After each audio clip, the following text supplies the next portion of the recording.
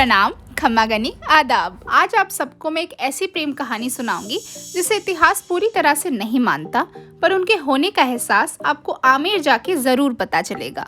राजा भारमल की वो बेटी हीर कुंवरी हरकाबाई या जोधाबाई का रिश्ता जब अजबगढ़ के राजकुमार रतन सिंह के साथ टूट गया था, तब जलालुद्दीन मोहम्मद ने उनका हाथ थामा था, सियासत को मद्देनजर रखते हुए।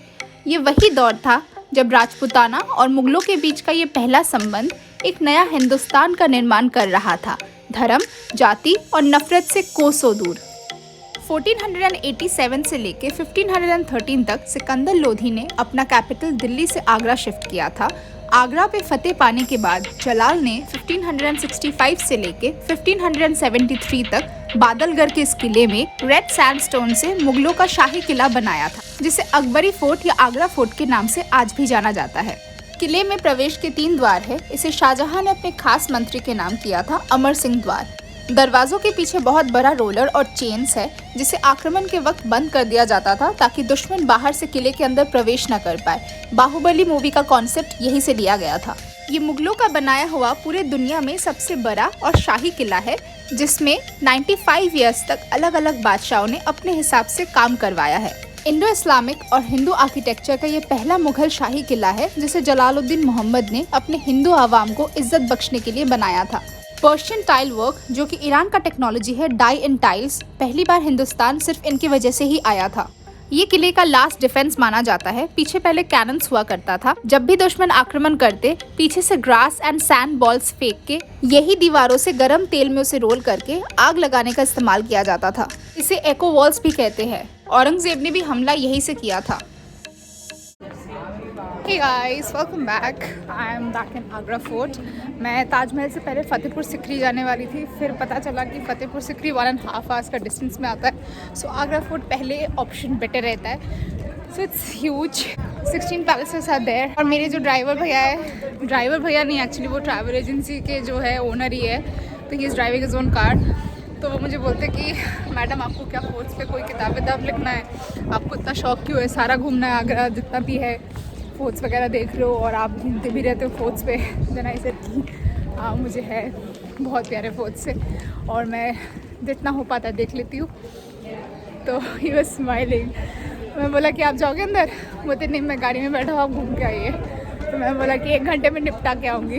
देखते 1 घंटे में कंप्लीट हो पाता है कि लंबा खिंच जाता है। आइए, मैं हाफ रही हूँ, इतना लंबा रास्ता है। आइए आगरा फोर्ट घूमते साथ, मज़ा आएगा। चलो लेट्स गो। जोधाबाई पैलेस के आगे ये महल का पहला हिस्सा है, जहाँ पे हथियार घर, सेना और दासियों का कमरा हुआ करता था। यहाँ सामने दीवाने आम है, जहाँ समय समय पर हर बादशाह ने अपने आवाम के हित में फैसला सुनाया था। पूरे महल में दरवाजों के बदले पर्शियन कार्पेट्स का इस्तेमाल किया जाता था जनाना सेक्शन बनाने के लिए। किले में जितने भी रेड सैंडस्टोन के काम है, सब जलालुद्दीन के वक्त पे बनाया गया था, और जितना भी वाइट मकराना मार्बल्स का काम दिखेगा, सब शाहजहां के दौर पे बनाया गया है। The moment I enter the fort ना, मेरे दिमाग में वही गाना चल रहा है, अजीमो शान शहनशाह, अजीब हूँ ना मैं। और कल मैं दरगाह गई थी, दरगाह में जाके मेरा दिमाग में वही गाना आ रहा था कि आया तेरे दर पर दीवाना। बैक ऑफ द माइंड यही सब चलता रहता मेरा। मुझे मूवीज़ देखना बंद करना चाहिए थोड़ा सा। And this is the entrance. यहाँ पे कुछ तो है, रुको दिखाती हूँ आप लोग को। ओह, स्क्विरल्स है सामने मेरे।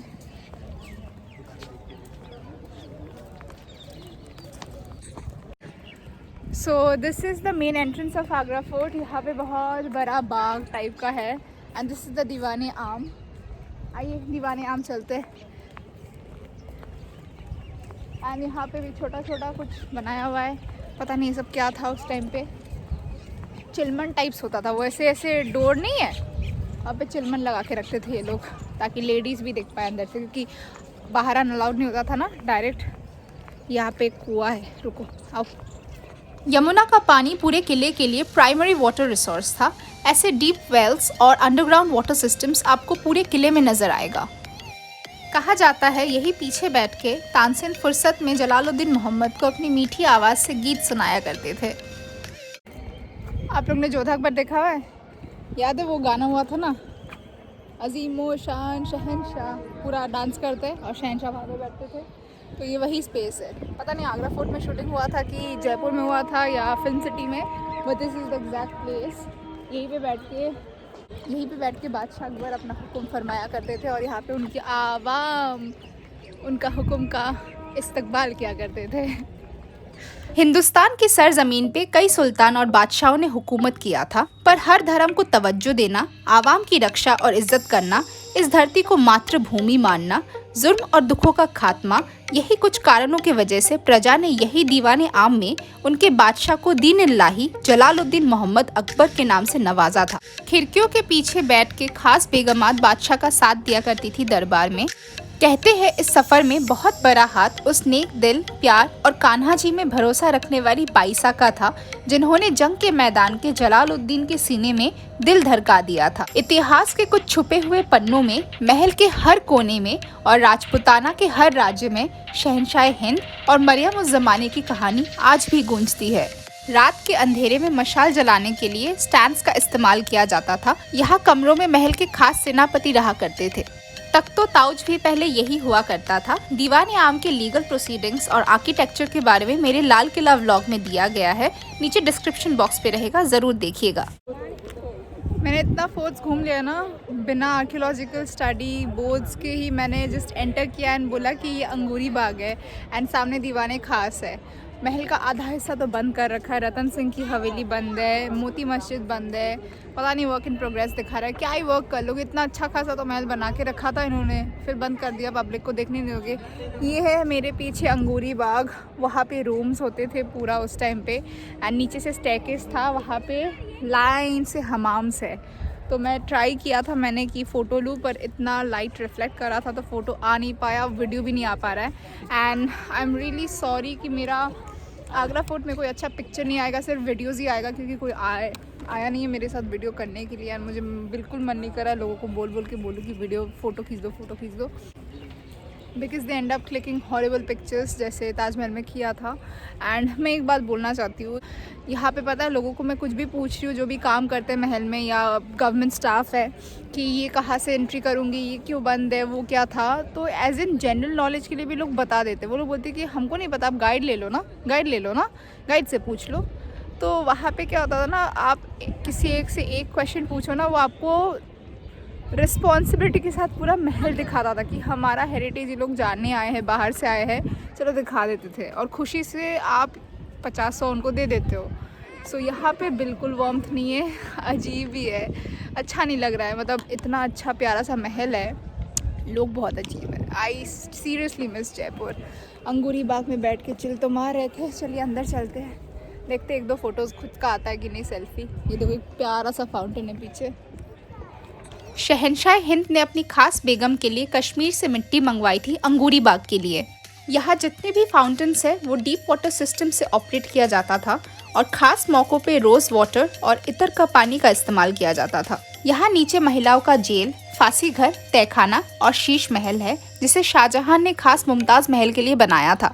ये खास महल है, समय समय पर हर बादशाह अपनी खास बेगम के साथ यही रहा करते थे। ये एक दौर पे शाहजहां और मुमताज का खास कक्ष हुआ करता था। इंडो इस्लामिक और Rajasthani architecture, Persian carpets, precious stones, 100 kgs of gold, diamonds and शाही झूमर के साथ ये कक्ष सूर्य की किरण के साथ जगमगा उठता था। कुछ सालों पहले तक दीवारों पे स्टोन्स थे, जो कि आपको ताजमहल में भी देखने मिलेगा, पर टूरिस्ट ने इतना लूट मचाया, इसी कारणवश शीश महल भी बंद रखा है और सारे स्टोन्स उतार दिए गए हैं। गवर्नमेंट ने ये इफेक्ट दिखाने के लिए एक दीवार पे आर्टिफिशियल गोल्ड प्लेटिंग से रेप्लिका बनाया है। मैंने आप सबको ताजमहल व्लॉग में इसी कक्ष का बात बोला था। स्लाइट मिस्टेक, ये दीवाने खास नहीं है, ये शाहजहां का बेडरूम है एंड ऊपर अपेरेंटली 100 kgs ऑफ गोल्ड से पूरा कारीगरी किया हुआ था, जो भी आपको ये सब दिख रहा है एंड ऑल दैट। तो जब ब्रिटिश ने इन्वेड किया था, सारे लूट के लेके गए चोर साले। सो हमारे सोने, हीरे, जवाहरात सारे तो लूट के ले गए, कोहिनूर ले गए। क्या मज़ा मिला आप लोग को। ये शाहजहां का बालकनी है, ओपन बालकनी। यहाँ से खड़े होके वो अपनी बेगम साहिबा को निहारते रहते थे। मुमताज़ महल, ताजमहल दिख रहा है आप लोग को पीछे बैकड्रॉप में, यमुना जी भी पीछे ही है और बहुत सारा खेत वगैरह है। ये है आपका रेड फोर्ट का पूरा बाउंड्री। ऐसे हाथी और घोड़े पे सवार होके सारे आते थे। मज़ा है, मुझे रहना यहीं पे रहना है। एक कमरा ले लूँ मैं। आइए चलते, जोधा महल चलते पहले। राजस्थानी पालकी, झुमके और सोने के छत से शाहजहां की दोनों बेटी रोशन आरा और जहां आरा का महल बनाया गया था। शाहजहां की बड़ी बेटी जहां आरा को किताबों का बहुत शौक था, बिल्कुल अपनी दादी सा जैसे। ये दीवारों पे किताबें रखा करती थी और अपने बेशकीमती आभूषण भी। दोनों महलों में 2 ख्वाबगाह, एक झरोखा और एक कॉमन एरिया हुआ करता था। शाही हमाम और शाही रसोई महल के दूसरे ओर है। 8 सालों के कैद के दौरान यही मुसम्मन बुर्ज के हमाम में नहा के शाहजहां पीछे के रास्ते से मीना मस्जिद नमाज पढ़ने जाया करते थे। इसी कमरे में कैद एक आम जिंदगी जीते हुए दिन और रात बस यही से वो ताज को निहारा करते थे अपने अंतिम सांस तक। 1666 में यही शीश महल के सामने शाहजहां मरहूम हुए। So this was Shahjahan's jail where he was captivated by his own son. तो उसका एक ही कंडीशन था, उसको मुमताज़ को दिखना था। सो ताजमहल यहाँ से दिखता है एंड ये पूरा जेल था। ऊपर दीवारें खास है एंड सारा कुछ है यहाँ पे, पर बंदी रखा करता था उसको। यहाँ के लोग बोलते कि वहाँ पे उनको बंदी रखा करते थे, पर पता नहीं इतना प्यारा जगह पे बंदी भी रह ले कोई। यहाँ से आगे एक खुफिया रास्ता है जहाँ से जोधाबाई यमुना में स्नान करने जाया करती थी और यहीं से शाहजहां के पाक शरीर को जहां आरा ने ताजमहल में जाके दफना दिया था। महल के इस हिस्से को मच्छी भवन के नाम से जाना जाता है। समय समय पे यहाँ पे मीना बाजार, पूरी सियासत का कॉइन प्रिंटिंग ऑफिस, शाही दफ्तर और तालाब हुआ करता था। और एक वक्त पे तो ये सलीम के खेल का मैदान भी हुआ करता था। कहते हैं शाम के वक्त मुमताज़ बेगम अपने दोनों बेटियों के साथ एक ओर और दूसरी ओर शाहजहां बैठ के फिशिंग कंपटीशन किया करते थे। वो सामने शाही हमाम, पूरे महल का वाटर सिस्टम और नगीना मस्जिद, जहां मैं गई तो थी पर फुटेज नहीं ले पाई। ये दीवाने खास, तख्ते जहांगीर और मंत्रियों का बैठने का जगह है। यहाँ पे सिर्फ खास लोग ही आ सकते थे। ब्रिटिश ने जब हमला किया था यमुना के रास्ते से, तब यही तख्ते जहांगीर में पहली कमान लग के दीवाने खास में आके हमला हुआ था। यहाँ से आप ताज का व्यू भी देख सकते हो, बहुत प्यारा लगता है। ये महल का खुफिया हिस्सा था जहाँ से शाही खानदान ताज जाया करते थे। यमुना का पानी पीछे यहाँ तक आता था। ये कांच के म्यूजियम के अंदर किले का एक ऐसा हिस्सा है जिसको सोने, चांदी और कॉपर से बनाया गया था। अंदर कुछ कॉइन्स, उनके इस्तेमाल की कुछ चीजें और उस वक्त का कुछ आर्ट पीसेस मौजूद है। अगर आप जाए तो जरूर देखिएगा। अकबर के वक्त से यहाँ पे पीछे वाइल्ड एनिमल्स रखा जाता था महल की रक्षा के लिए, और नीचे छोटे छोटे कमरों से सेना एयर गन्स लेके खड़ी रहती थी रक्षा के लिए। दोनों शहजादी के महलों में आपको zardozi, single marble pieces, jharokha, paintings और जाली वर्क दिखेगा। उन्हें राजपूताना कल्चर से बहुत लगाव था। मुल्तानी मिट्टी, लाइमस्टोन और कूलिंग टेक्नोलॉजी से अपने लाडले बेटे सलीम के लिए, जिसे आप सब जहांगीर के नाम से जानते हो, जलाल ने ये हवा महल बनाया था। आगरा के तपती धूप से बचने के लिए ये महल का एसी रूम था। मैं अंदर गई थी और आपको पता भी नहीं चलेगा कि इलेक्ट्रिसिटी नहीं है। तो शाहजहां महल के ठीक नीचे लेफ्ट हैंड साइड पे जहांगीर महल है। ये पूरा जहांगीर महल है, अंदर तक है। आइए दिखाते हैं क्या क्या है इधर देखने के लिए। ये पहले मरियम उज़ ज़मानी, जोधाबाई और बादशाह अकबर का कक्ष हुआ करता था। यहाँ पे आपको हिंदू टेम्पल आर्किटेक्चर, राजस्थानी झुमके और बुक शेल्फ्स नजर आएंगे। कहते हैं ना कि दीवारों के भी कान होते हैं। ये जिसने भी कहा है बिल्कुल सही कहा है। शाही हरम का मुख्य कक्ष इस प्रकार बनाया गया था, ऐसे हैंडमेड टेक्नोलॉजी से, ताकि दीवारों में वैक्यूम क्रिएट करके लाइमस्टोन वॉल्स में अगर पानी दिया जाए बाहर से, जिससे एक दीवार से दूसरी दीवार तक आवाज गूंजती है। ऊपर छत पे वाटर टैंक्स बनाए गए हैं जिसे समय समय पे पानी और बर्फ से रिफिल किया जाता था, ताकि ये कूलिंग टेक्नोलॉजी और वेंटिलेशन चलता रहे। किले के वाटर सिस्टम्स और फाउंटेन्स के ग्रेविटेशनल फोर्स को जो ध्यान रखते थे, उन्हें मीरे आब कहा जाता था। आब का मतलब पानी है अरबिक में। जलाल ने इसे बाबर बाउली का नाम दिया है अपने मरहूम दादा हुजूर के याद में। ये तो पूरा भूल भुलैया है। एक रूम से निकल के दूसरा रूम, दूसरे रूम से निकल के तीसरा रूम, पता नहीं कितनी रूम है, कितनी रानियाँ थी। ये पूरा जहांगीर महल है एंड हर एक room is leading to different rooms. Wait, Rajasthan border से कुछ दूर आगरा में गर्मियों के वक्त 50 डिग्रीज तक टेम्परेचर चला जाता था। इसी से राहत के लिए 2 महल बनाए गए थे, summer palace and winter palace. दोनों का आर्किटेक्चर हूबहू एक समान था। सिर्फ वाटर टैंक्स बनाए गए थे समर पैलेस के ऊपर, जिससे समय समय पर महल के खास घुड़सवार पहाड़ों से तेजी गति से बर्फ ले आया करते थे। बीच बीच में रुक के घुड़सवार बदले जाते थे और उन्हीं जगहों को आज भी बर्फ खाने के नाम से जाना जाता है। ये बर्फ और पानी महीन जालियों से रिफिल किया जाता था दीवारों को ठंडा रखने के लिए, इसीलिए समर पैलेस के वॉल्स हॉलो है।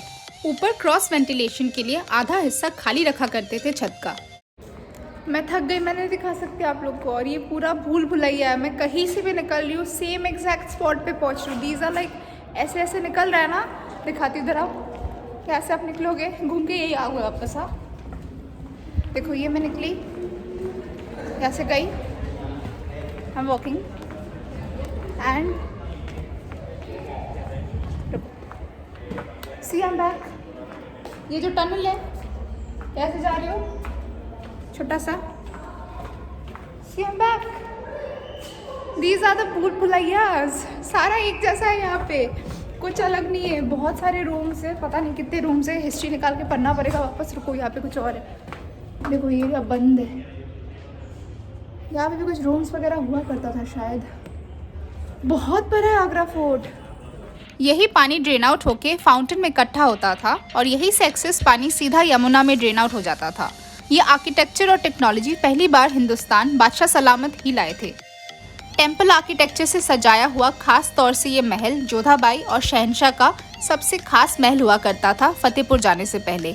बाद में इसे जहांगीर पैलेस के नाम से भी जाना जाता था।